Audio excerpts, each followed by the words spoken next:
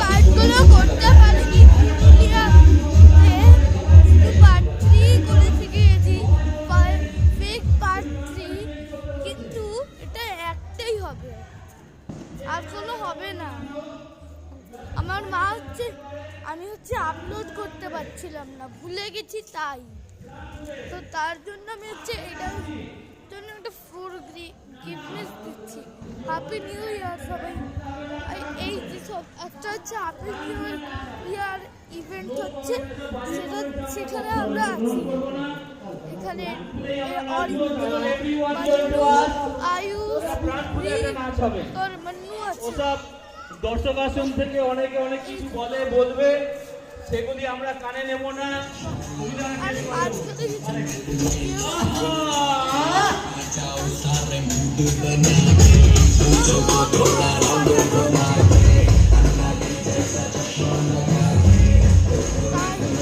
এখন আপলোড করতে পারবো, ভিডিও তো দেখতেই পারবো।